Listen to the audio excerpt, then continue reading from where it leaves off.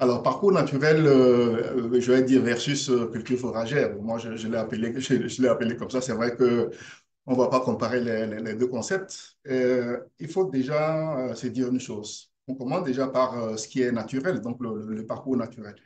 Mais avant ça, en fait, on peut dire que c'est des notions qui sont assez sensibles. Dans notre contexte, dans le contexte actuel, selon qu'on soit dans un pays de départ ou dans un pays d'accueil, ou selon qu'on soit voilà, une catégorie d'acteurs donnés. Donc, c'est des notions assez sensibles. Et donc, la sémantique qui est connue, on va pas aller dans le Robert ou dans la ressource pour rechercher des définitions, mais c'est de toujours véritablement trouver des définitions opérationnelles. Donc, à chaque fois qu'on veut aborder cette question dans un environnement donné, il est très important donc d'avoir véritablement donc des notions assez, voilà. Il y a des éléments communs entre les deux. On va dire parcours naturel, culture foragère. Donc, vous avez le fourrage naturellement et vous avez aussi voilà, les ressources en eau, etc., etc. Alors, parcours naturel versus culture fourragère, quand vous faites, quand j'ai vu le sujet, si on fait un petit sondage, donc auprès par exemple des éleveurs transhumants, auprès des éleveurs sédentaires, ou auprès des producteurs agricoles ou une institution, des décideurs, vous allez trouver, s'il faut répondre par oui ou non, je vais dire, vous allez trouver des différentes réponses. L'éleveur transhumant vous dira non, c'est pas possible parce que. Le sédentaire vous dira oui, pourquoi pas. Peut-être le producteur agricole vous dira oui, ça peut m'arranger. Voilà, ça, c'est une option qui peut m'arranger. Si tant est que les cultures fourragères viendraient à remplacer voilà, le parcours naturel, cela créerait moins de. Voilà, mais nous, décideurs, donc en tant qu'institution, nous devons être assez mitigés, comme je l'ai dit, essayer de créer en fait les conditions de par notre parcours, de par notre connaissance du milieu, de l'activité. Et quand je l'ai dit, donc c'est par voilà, j'ai un recul, donc autant dans les pays côtiers que dans les pays sahéliens, donc par rapport à tout cet environnement, donc avec les acteurs, avec les activités de terrain, avec le traçage des couloirs, les négociations, etc., etc. Donc, alors on commence par ce qui est naturel. Le parcours naturel, on va le dire comme ça, en résumé, c'est un ensemble de lieux de pâture. Et donc, entre les deux, il va y avoir un passage, ce qu'on va appeler peut-être le couloir, ou ce qu'on appelle le couloir. Et donc, ces parcours naturels, voilà, ce qui est, le nom l'indique, c'est naturel, mais il y a une certaine variabilité dans leur extension avec, par exemple, les différentes communalisations. Il y a des pâturages, les pâturages communaux, voilà, il y a des routes, les chemins, etc., pour y arriver.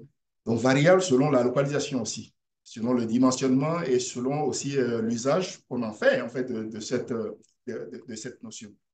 Alors, le parcours naturel, il se fait que l'action de l'homme n'a pas été assez déterminante dans sa configuration ou dans son existence première. Alors, pourquoi? Parce que, bon, voilà, vous savez que les espèces fourragères, donc, ils poussent de préférence donc, dans certaines zones plus que dans d'autres.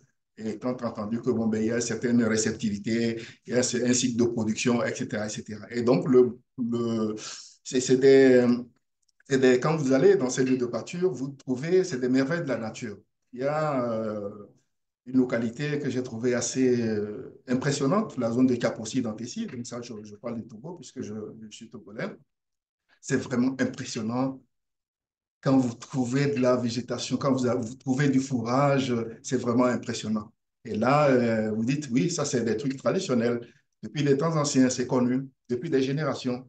Et donc, ça permet de relier un point A vers un point B, on va dire, peut-être pays de départ vers les pays d'accueil, ou alors en interne vers les zones moins nanties, des zones moins nanties en termes de végétation vers les zones plus nanties, donc pour permettre en fait aux animaux, au bétail, donc de pouvoir trouver voilà, le minimum pour pâturer. Alors, quand on parle de fourrage, donc forcément, donc, je parlais des ressources, je parle du parcours, il y a le fourrage et puis il y a l'eau. Et puis maintenant, en plus, quand on voit un peu, quand on essaie d'élargir un peu vers la notion de mobilité du bétail, donc il y a les relations sociales qui sont très, très importantes. Il y a les infrastructures marchandes, on va dire les marchés à bétail et tout ça. Donc, quand on fait le lien dans un parcours naturel, donc il y a les fourrages, l'eau, mais il y a beaucoup plus aussi les relations sociales, les marchés et tout ça. Alors la question, c'est que, est-ce que ces parcours naturels existent? Existe-t-il encore? Ces parcours naturels existent-ils encore? Ou quelle est la configuration actuelle? Je crois que c'est beaucoup plus ça la question. Alors, on voit les notions de changement climatique, je ne vais pas rentrer dans les détails, la raréfaction des ressources, les différentes obstructions diverses. Il y a les exploitations minières, les grandes exploitations agricoles, les différents projets, la communalisation, donc qui redéfinit en fait le dimensionnement donc d'un espace donné. Il y a la restriction de mouvement et puis plus récemment encore donc les questions d'insécurité. Donc pour chaque facteur évoqué, on pourrait toujours creuser davantage pour voir un peu les conséquences et arriver en fait aux différentes options par rapport donc à la perspective. Qu'est-ce que nous voulons si tant est que les parcours naturels ne sont plus comme avant, ils sont obstrués, il y a la réfraction des ressources, il y a les changements climatiques, etc., etc. Alors, on en arrive à la notion de culture fourragère parce qu'en fait, il y a quelques années, on s'est dit, OK, ce qui est naturel, c'est que, bon, voilà, il y a des ressources qui existent, les animaux peuvent trouver en suffisance ce dont ils ont besoin, mais du fait des facteurs que j'ai cités, donc tout naturellement, la nature fait bien les choses, on en arrive à la notion de culture fourragère parce qu'il y a des problèmes qui se posent et il faut amoindrir les effets évoqués. En fait, c'est de ça il est question. Alors, culture fourragère pour remplacer le parcours naturel, comme je l'ai dit, prenez les acteurs, vous allez avoir des questions et tout. Mais si nous disons que la culture fourragère fait référence aux plantes donc cultivées spécifiquement pour servir de nourriture au bétail, donc tout ce qui est foin, paille, ensilage, les grains, le maïs et le blé aussi, mais certaines ne sont pas d'accord. Et la culture fourragère doit se faire aussi dans un environnement donné. Ce n'est pas sur des petites parcelles, sur des petites portions de terre qu'on doit faire la culture fourragère. Et donc, ça pose la question d'un environnement donné. Il faut de l'espace, il faut de la fréquence, il faut une production à grande échelle, il faut de la conservation, et donc il faut une certaine technicité, de la spécialisation pour y arriver. Et donc, ce n'est pas des trucs aussi, voilà, on va avancer aussi facilement comme ça, mais il faut toujours trouver des artifices pour pouvoir véritablement donc faire en sorte que si nous voulons dévier ou alors si nous voulons shifter ou alors nous voulons aller vers une autre option, une nouvelle option, il faudrait aussi que ce soit véritablement soutenu, donc en termes de durabilité. Je crois que c'est très, très important. Donc, avec à côté donc, les notions de mode de gestion, le mode de l'exploitation, etc., etc. Parce qu'en fait, il va falloir, quand ces cultures foragères ou ces zones sont créées, il va falloir véritablement donc assurer une certaine exploitation.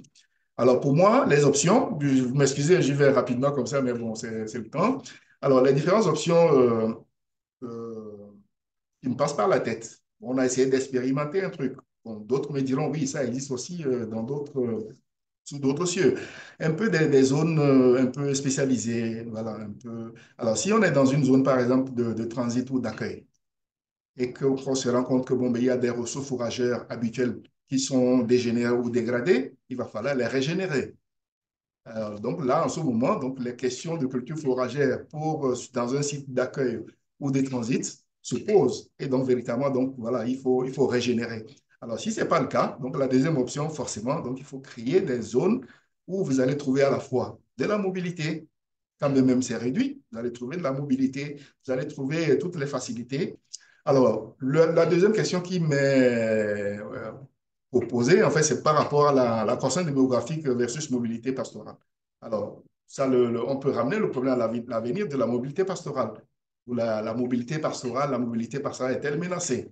Donc, je crois que par rapport à cela, il y a beaucoup de forces motrices, il y a beaucoup de facteurs, il y a beaucoup d'indicateurs qui prouvent insuffisance. C'est vrai que l'élément moteur, ça va être la démographie, mais il y a beaucoup d'autres facteurs qui expliquent ou qui pourraient véritablement, donc avec des preuves à l'appui, montrer que naturellement, donc la mobilité est menacée parce que, bon, voilà, donc il y a certains éléments que j'avais déjà évoqués dans dans mon raisonnement. Alors, si tant est que les parcours naturels sont réduits, naturellement, donc la mobilité prend un coup. Voilà. Mais il n'existera pas de mobilité pastorale là où il n'y a pas de fourrage, là où il n'y a pas de l'eau. Là, il ne peut pas avoir de relations sociales, parce que ça aussi, c'est très, très important. Là où il n'existe pas d'infrastructure marchande, comme les marchés à bétail, quand même, c'est des trucs, des marchés, on va dire, entre griffes virtuels, parce que parfois, c'est pas, voilà, vous n'allez pas trouver donc des aménagements appropriés, mais il y a des transactions qui se font donc en ces lieux. Et donc, c'est un peu la question de l'avenir de la mobilité pastorale, avec les éléments qui sont évoqués.